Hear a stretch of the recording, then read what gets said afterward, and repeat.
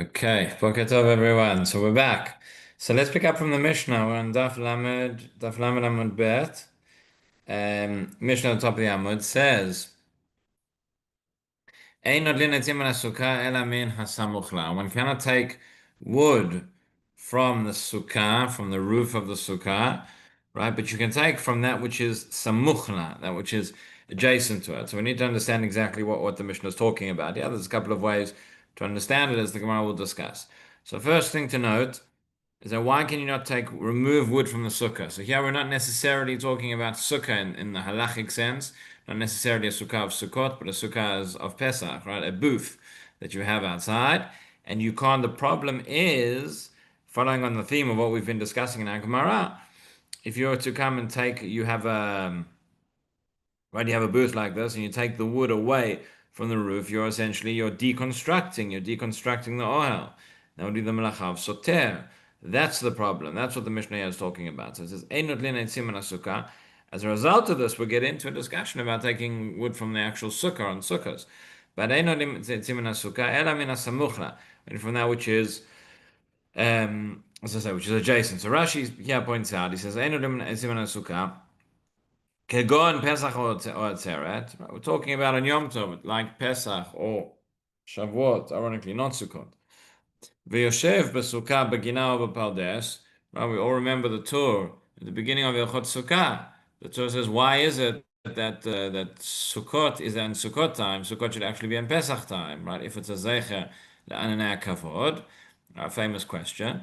And he says, because if Sukkot will be at the time of Pesach, then where the Torah was living, the weather was very, very comfortable at that time, and everybody would say, you're going outside to sit in your sukkah because it's more comfortable to go out to sit inside and sit in your sukkah. The weather's so nice, you want to go and sit on your porch, right? But in sukkah's time, when at least in Ashkenaz the weather was not so, when the weather was not so nice, and everybody will know the reason you're going out and sit in the sukkah is not because you actually want to go out and sit on the porch, but it's because you have a mitzvah to go and sit in the sukkah. That's what the Torah says. Okay, there's a lot to talk about there. We've discussed it in the past. But the point is, so yeah, you're sitting in your sukkah, not because there's a mitzvah to sit in the sukkah, because it's nice to sit outside on the porch on Pesach, on Shavuot, right? It's exactly the point. ויושב בסוכה בגינה בפרדס. אין נוטלין עצים מן הסוכה, אלא מן הסמוך לה. So Rashi explains, the Mishnah says, we don't take wood. You can't take wood from the sukkah itself, from the schach itself, from the roof, but rather from that which is next to it. Hashta. So what does that mean? He says hashta mashma. That implies to say the following: imhu av, that the wood is very thick, right? You have more than one layer. Let's say shenatnu kanim habe. You put a lot of reeds, or a lot of branches, right, on the roof. So mutali tomahem. So we understand, yeah, that lomina sukkah, lomina samuchla means that you're still taking from the roof, but not that which is forming the sort of basic layer, but for that which is on top. That's what samuch means. So it says, "Bagmar parich." Gemara's going to ask a question. Hang on. Has satar aolo? You are still destroying the oil. The kevanda batle legabe schach kol pulta de shakil minei stilahu. Essentially, our question is this: I have a layer of the roof, even though I have a lot of wood over there, so I only need the bottom layer of wood to make the roof. But nonetheless, the fact is, I have the reeds here and I have the reeds on top. So it's all together, it's all one entity. So the layer which is on top, even though I don't need that to make the roof, that becomes batel to that which is there together with it, and all becomes one entity. So when I take wood away from anywhere, I am destroying the roof. I'm taking away from the roof which exists. The halacha of bittul, by the way, the halacha of bittul barov is not just something that exists in kashrut, for example. That's where it's most familiar to us, right? The idea of bittul barov. But this idea we find throughout the Torah as well. We find it in different places, in different forms. In Hilchot Sukkah, and over here we have it in Hilchot Yom Tov. So therefore, if you are, the question is going to be, I understand that I can't take directly from that which is the roof, which is covering up the sukkah itself, because that's going to be soter the ohel. Surely, if I'm taking from that which is not covering it up directly, but it's still all attached and it's all together, and it's all part of the roof, I'm still going to be soter the ohel, and that's why we can't understand why it's mutar asamuchla. I understand why ain't not linatim sukkah, but at this point it's difficult to understand why minasamuchla is going to be mutar. So therefore, that's exactly what the Gemara asks. It says, "Mai shna minasukkah de lo de kasata olo minasamuchla nami kasata olo." It says, what difference does it make? I'm taking directly from the what we call the sukkah, because there I'm soter the ohel, or I'm taking from the samuchla, which is also part of the sukkah, which is also part of the roof, because I'm also going to be soter the ohel. Now that's the question. Rashi spelled it out for us, but that's what the Gemara asks. Ma'ishna mina sukkah, the law. Why is there from the sukkah? I can't take away the kas satar olam, because that's considered soter. But mina samuchla nami kas satar olam, which is samuch, also it should be the same thing. So Amar Rav Yehuda Amar Shmuel. Says the Gemara, Rav Yehuda says the name of Shmuel. My samuch ladfanot. What does it mean when it says samuch? When it's next to, that is adjacent. It does not mean that it's adjacent on the roof, but adjacent as part of the walls. Okay, why? What do you mean part of the walls? So it says samuch ladfanot. It says Rashi, kanim anizkafim vot ladfanot. Okay, so you have these reeds again that are standing up, that you place them around the walls, or you place them as the walls. By the way, if you've ever been to Na'ot Kdumim, for example, on Sukkot, where they have a whole sukkah exhibition, you can go around and you can see the way that they constructed the Sukkot in the days of the Mishnah. So you can see there are certain Sukkot there where the walls are made the same way, very, very similar to the schach. So that's how they would do it in those days. They would take these reeds or branches, and they would stand them up, and they would place them around as the wall, and they would weave them together, and they would place them as the walls. Now, kaneman is kafim svivot ladfanot, kevan shelo ne'elgu im hadofen, lo batle legabe dofen. In other words, you'd have the walls themselves would be all weaved together, and then you have extra kanim, extra branches and things that you'd place around them, but those are not weaved, those are not tied together. Since those are not weaved together with the walls, those are not patel. They are not patel towards the walls, and therefore those you could take away. The eino domeh lesamuch leschach. That's not the same as on top on the schach, because the schach itself, there you don't tie it all together. This was in the days before cable ties. Okay, so there you don't weave all the schach together. And therefore, ironically, since none of it's tied together, it's all there, it all becomes batel, it's all considered one entity. Right? But by the walls, it's very clear. That which is tied together, that's the walls, and that which is extra is extra. So therefore, if you're taking away the extra, remember, none of this is talking about sukkot itself. None of this, until this point, is talking about the kashrut of a sukkah. We're just talking about whether you can disassemble your booth on Yom Tov. So if you take away, we said regarding the schach, where none of it's tied together, so therefore it's all considered one entity. Because what difference is it if it's a piece of branch or a reed or whatever that's on the bottom or on the top? So if you take any away from that, you're taking away part of the roof, and that is going to be soter. But when it comes to the walls, since the main walls are actually weaved together, they put that extra. It's not, and that's what says Rabbi Shimon. Right? That is already Rav Menashe. Rav Yehuda Mashma. That's what we mean when we say samuch. Samuch means samuch ledfanot. Rav Menashe amar afilu teima b'she'en samuch ledfanot. Okay, so Rav Menashe has a different teretz. He says no. You could even say. You don't have to say necessarily that we mean samuch ledfanot, that it's part of the walls. Rashi says we're talking about something that's connected to the schach as well. But what are we talking about? Hai b'asuryata. Okay, we're talking about these sort of bundles. When you have bundles of reeds that are tied together and you place them on top, so no one thinks that is going to be part of the schach. Rashi says, right, Kitanya Haiba Asliyata. Kitanya Matnitin, says Rashi, but Asliyata, Chavilot Shel Kanim, these bundles of reeds, Shnanana Laschach, Midaloh Hitir Agalan, and you place these sort of mats, you put them on top, these bundles, you put them on top of the schach without untying them. Lo batlinu lagabe schach. In such a case, they are not going to be batel to the schach itself.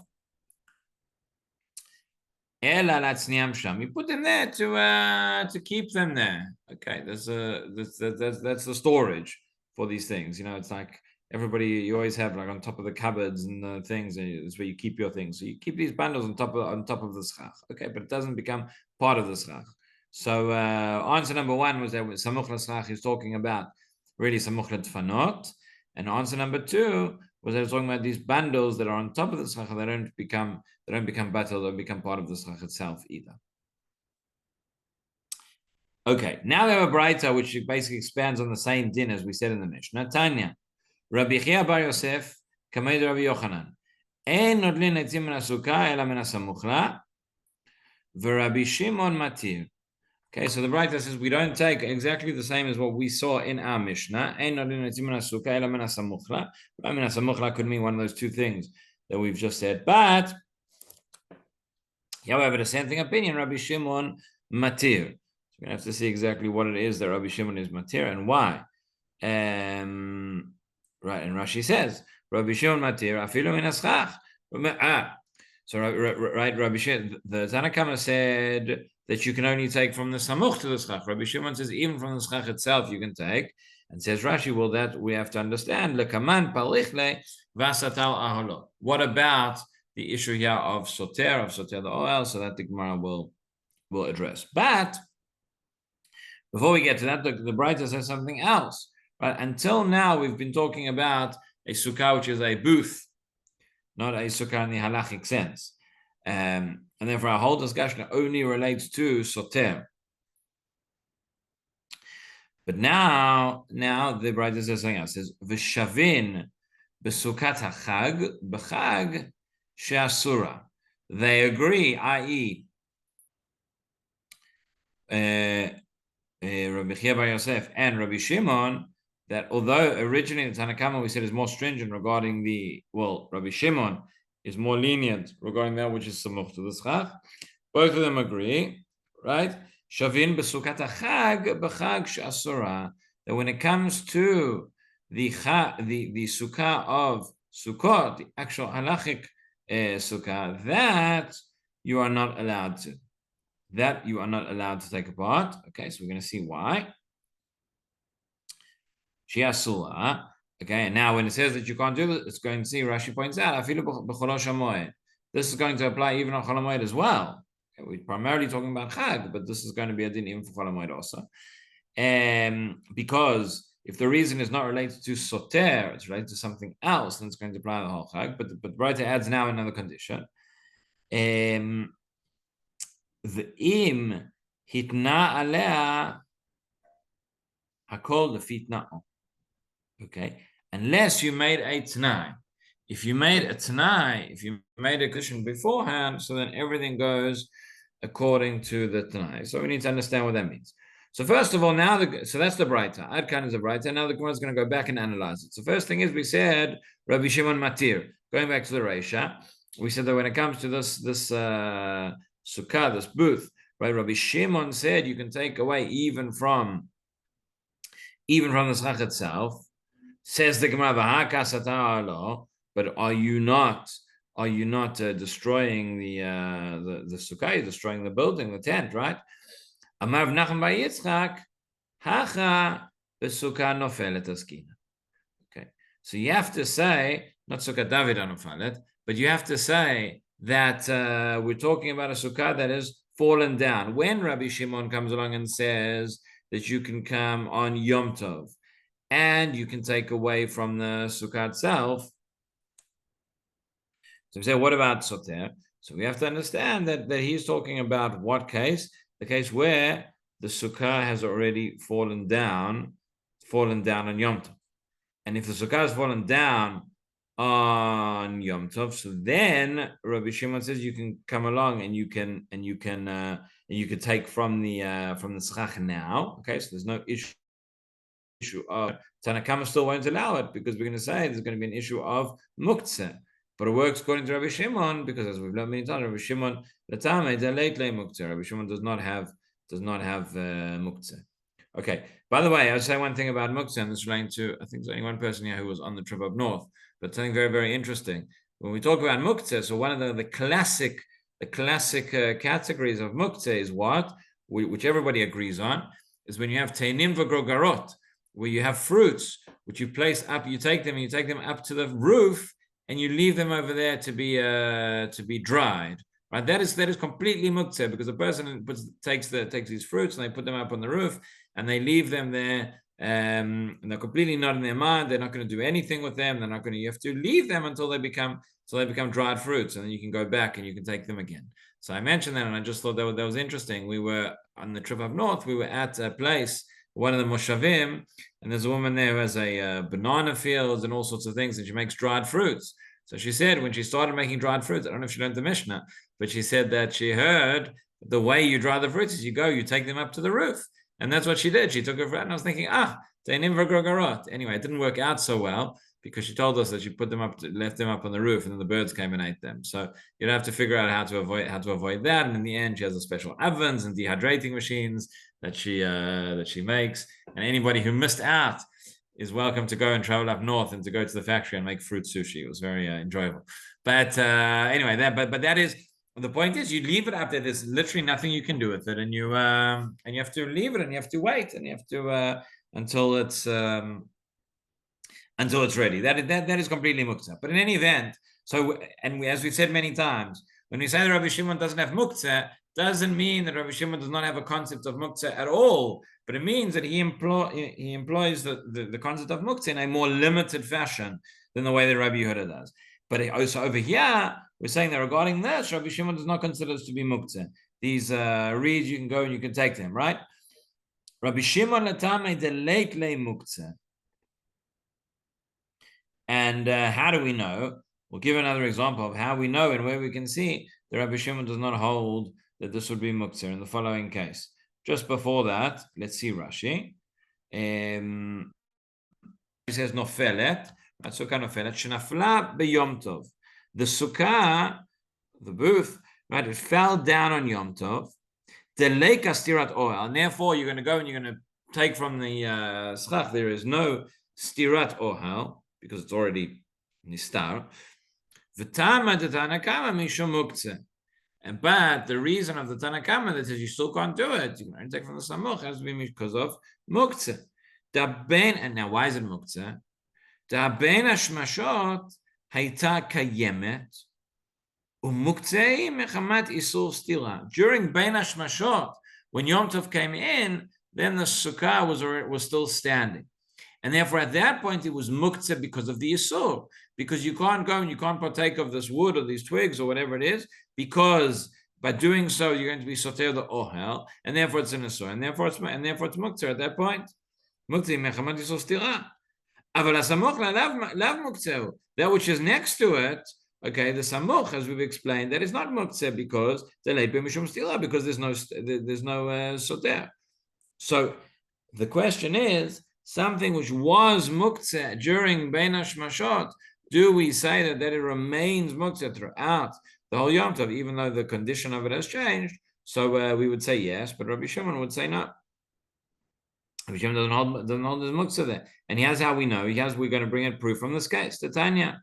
Mutal hashemen shebaneh. Okay, mutal, in this case, not mean permitted. Mutal is from the language of that which is left over, right? So mutal hashemen shebaneh, v'shebakel. So that the oil which is left over in the candle or left over in the bowl, right? Remember, the candles in the time of the Mishnah are not like wax candles like we have today. You have a kli, and inside you have oil, and then you have a wick which draws out the oil. Now, once the wick is finished, so there's oil that's left over in the candle. So during Shabbat or during Yom Tov, the oil, while the candle is burning, the oil that's in the candle is going to be muktzeh. Because if you're going to take the oil away, you are hastening or you are causing the candle to be extinguished. So it's the same idea. It's muktzeh mechamat isur.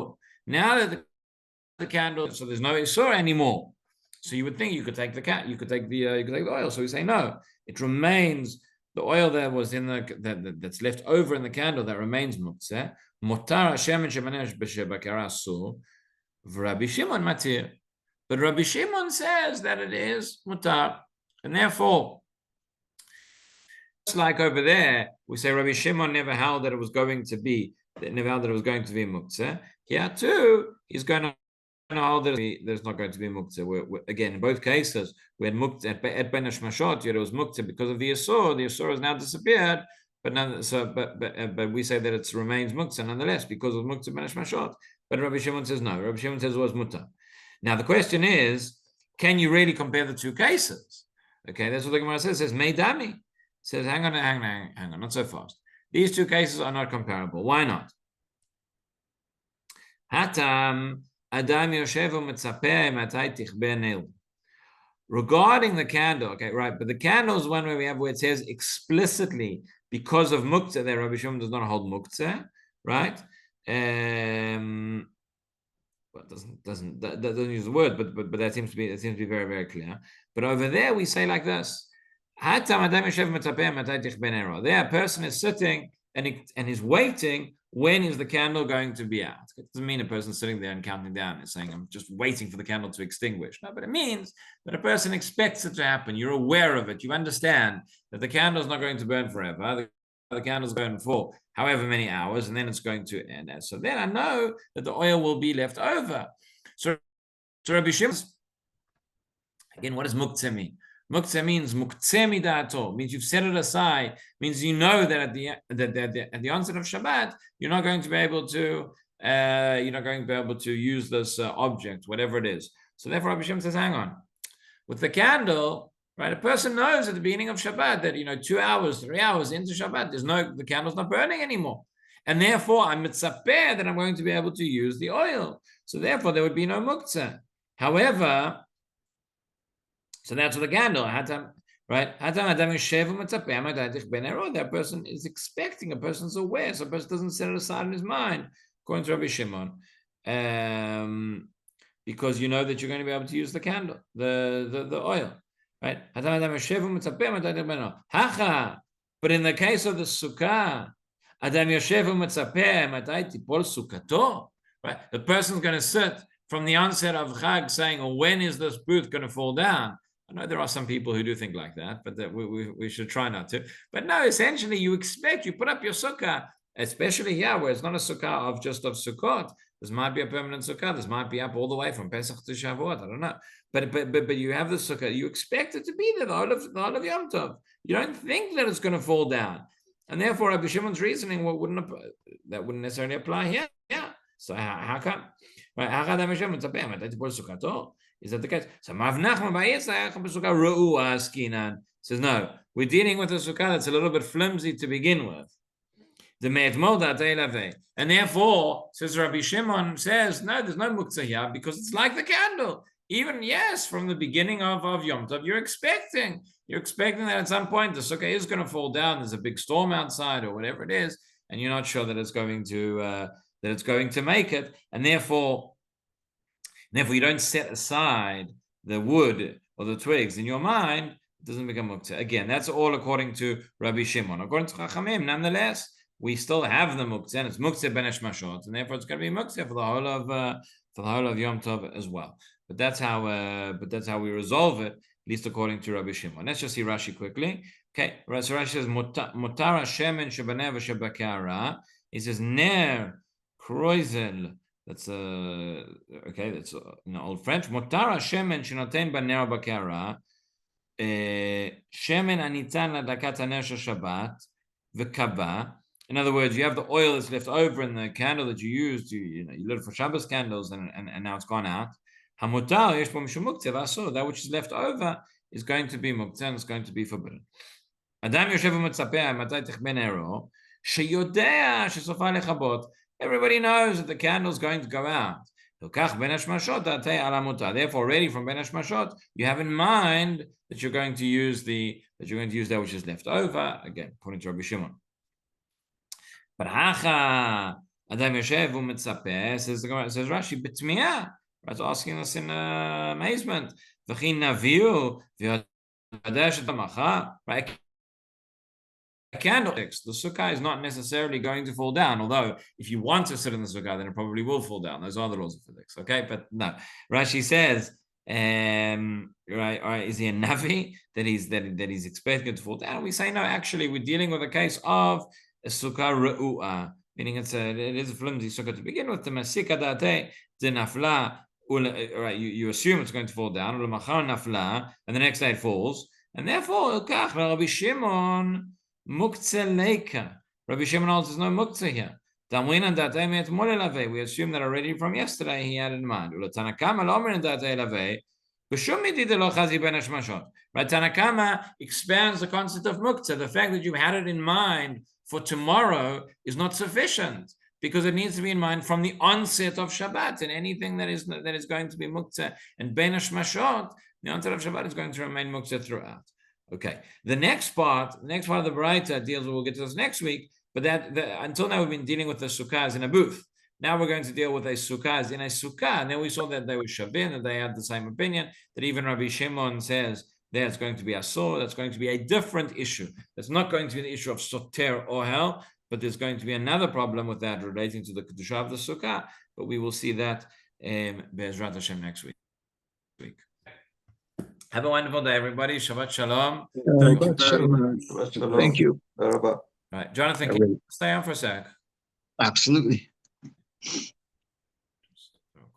I'm here.